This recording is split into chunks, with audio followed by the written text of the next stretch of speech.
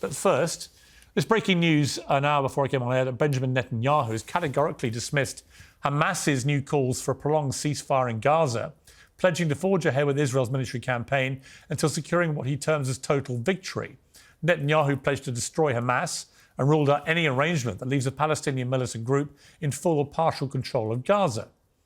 I would like to emphasize once again, there is no other solution other than this complete and decisive victory, because otherwise it is just a matter of time till the next massacre, and the axis of terror from Iran will continue. So only by destroying Hamas will we have security for the state of Israel in the north and in the south, because Hamas would like to radiate its terror all over the Middle East.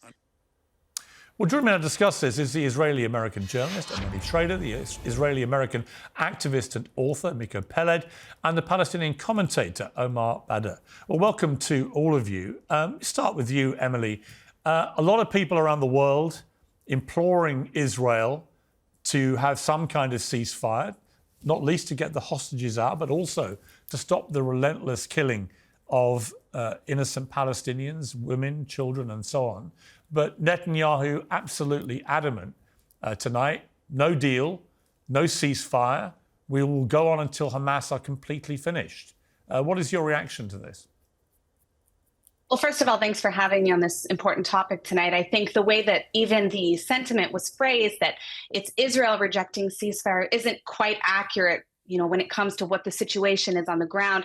Israel has been willing to accept multiple ceasefires in the past, as well as they have done temporary pauses in fighting. The reality is that we had a ceasefire on October 6th. It wasn't Israel who started this war, but it is Israel who will finish it. And you cannot invade the sovereign borders. We're not even talking about disputed territory. We're not talking about the West Bank, but the sovereign borders of the state of Israel, rape, murder, and maim innocent people, and then kidnap over 200 more and expect that you can dictate the terms of your own survival and staying in power in the Gaza Strip. This is just not the way it works, and Israel would actually be in violation of international law for doing so. Because Israel, as a state actor, has an obligation legally to restore a sense of security to the citizens of the state of Israel. And unfortunately, that cannot be done until Hamas is removed from power in the Gaza Strip. Well, Miko, I can see you laughing there incredulously. Before you respond to that, I just want to inform viewers about what the Hamas proposed deal was, as seen by the Reuters news agency. Phase 1, a 45-day pause in fighting, during which all Israeli women hostages, males under 19, the elderly and sick, would be exchanged for Palestinian women and children held in Israeli jails. Israeli forces would withdraw from populated areas of Gaza, and the reconstruction of hospitals and refugee camps would begin. Phase 2, remaining male Israeli hostages would be exchanged for Palestinian prisoners, and Israeli forces would leave Gaza completely. Phase 3, both sides would exchange remains and bodies, and Hamas is also calling for the complete withdrawal of Israeli forces from Gaza going forward. Your response to Netanyahu saying no deal?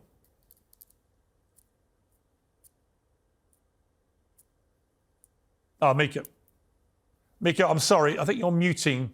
You're on mute at the moment. If you wouldn't mind just unmuting yourself. Sorry about that, yes. You're back. Well, it seems certainly that the Hamas proposal is reasonable, and Netanyahu, being a genocidal maniac who wants to continue the killing and the bloodshed, is not interested. I mean, I think we've seen that the last several months of his policies in Gaza have led to what can only be described as mass genocide. And since the entire world is standing with him and he's not seeing he's not facing any consequences seriously, there's no reason for him to stop. And so the question is, will the international community step in and force him to stop the killing, force him to accept the Hamas or the Palestinian proposals? And will the international community stand by the Palestinians who are now, like I said, presented the world and presented Israel with a very reasonable proposal for ceasefire? Having said that, I think the ceasefire is nowhere nearly enough. I think the entire international community needs to come in and declare a no-fly zone over Gaza and impose severe sanctions against the state of Israel, particularly now since it's obvious that the state of Israel is refusing even a very reasonable proposal by the Palestinians, by the Palestinian representatives in the Gaza Strip. So it seems very, very clear. The only question is, why is the international community not standing with the Palestinians and not helping the Palestinians to enforce at least this very reasonable proposal? Okay, but to play devil's advocate here, Israel's position is that Hamas committed an appalling terror attack on October the 7th, killing over 1,200 people, many of whom were innocent women and children, butchered in the most savage manner. And they have publicly stated since then, Hamas, that they will do the same thing again and again and again if they're able to. And at the moment, depending on which figures you look at least half the Hamas fighting force is still there and still fighting, representing to Israelis an existential threat to their very existence. So why should Netanyahu, in that circumstance, allow half of Hamas to continue to exist and present that threat to his people?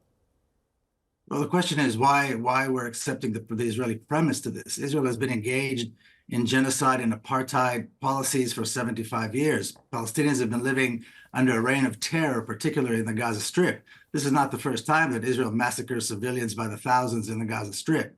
So why Palestinians are resisting and why Palestinian fighters came out of Gaza on October 7th and engaged in resistance is not the question. Well, it's not resistance, is it? I mean, what is resistant about raping and murdering and kidnapping innocent civilians? Absolute resistance. How is that resistant? Hypocrisy.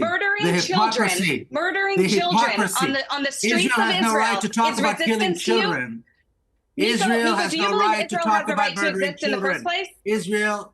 Do you believe that Israel has a right to exist in the first place? Israel has been massacring children. Do you believe that Israel has a right to exist? Hang on. Let me please. To talk about the killing let me interrupt because let me interrupt because the third. Let me please, with respect, Mr. Peled, let me interrupt to say one member of the panel hasn't spoken yet and has kept very quiet, respectfully, during that exchange between the two of you. Omar Badr. I mean, this cuts to the quick of the story, really. If you view what Hamas did on October the 7th as simply resistance, then to me you are ignoring the reality that it was an appalling terror attack. You can have absolutely legitimate concerns about the scale of Israel's response. I have them myself. But do you genuinely also believe that it was resistance, what happened that day? Yeah, I'll get to that in a minute, but I do have to respond first to the gall of somebody invoking the killing of children in light of Israel having killed nearly 12,000 Palestinian children buried under the rubble over the past 3 months in a genocidal scale in violence against defenseless children is utterly and completely absurd. And the second and equally important point to make is that anybody who tells you that there was a ceasefire on October 6th was lying to you. On October 6th, Palestinians had no freedom whatsoever throughout the Gaza Strip. They could not go in and out of Gaza, no airport, no seaport, no jobs, no access to the outside world, no functioning electricity. And Israel continued to steal Palestinian land in the West Bank throughout that entire year and for decades, frankly, even before that, and had killed nearly 250 Palestinians in the course of just the beginning of the year until October 6th. So people who call that a ceasefire are basically telling you to accept a status quo in which Palestinians can be murdered, they can have their children thrown in military detention indefinitely, in which Palestinian land can be taken away from them at will, and they can be denied freedom. And that's an acceptable status quo so long as Israelis are safe. There's a word for that kind of world, and that's called apartheid. That is the current status quo that always existed leading up to the violence that we saw on October 7th. Now, certainly, any time that you engage in violence against civilians, that is completely indefensible, and there's no way to excuse that. Nonetheless, thinking people look at the situation that led up to it and understand that imprisoning Palestinians by the millions for no crime other than being Palestinian in Gaza and denying them access to the outside world is essentially a recipe to create a wave of violence that is effectively inevitable. People who are serious about wanting to end violence and serious about producing a situation in which there is peace for both Israelis and Palestinians have to be concerned about the driving force of that violence. And the driving force is absolutely Israeli apartheid that has denied Palestinians freedom for too long.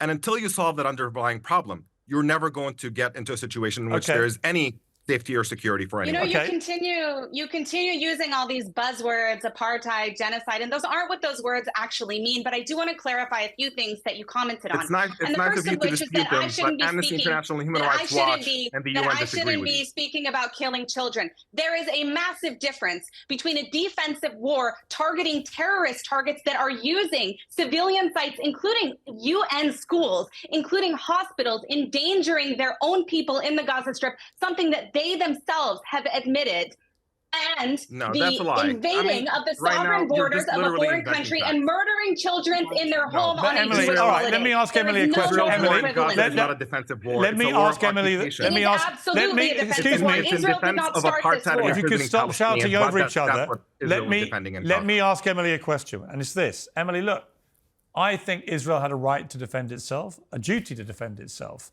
but we now have, as we've heard, I think it's 12,000 children believed to have been killed. Another 20,000 or so have been orphaned.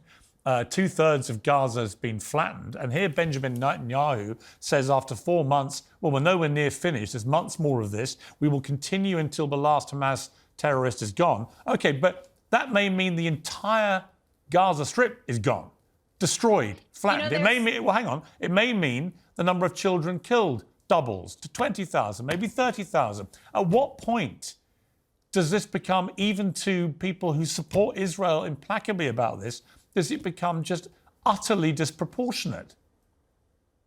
Well, I think proportionality isn't the actual question here. There's a very easy way to end this war, and that is to return all of the hostages and to surrender unconditionally. That is what Hamas should be doing. That is where the focus and the pressure of the international community. Hang on, but Emily, that would not. Those are Israel's demands. No, hang on. Benjamin Netanyahu has stated unequivocally this goes on until Hamas are finished, all of them. That means that means another 20,000 people have to be killed, right? Who are just the terrorists. No. So he's not going to stop if the hostages got released tomorrow. But that's not true. I said Netanyahu, the unconditional, Emily, let me finish. Unconditional let me finish my question. Of Hamas.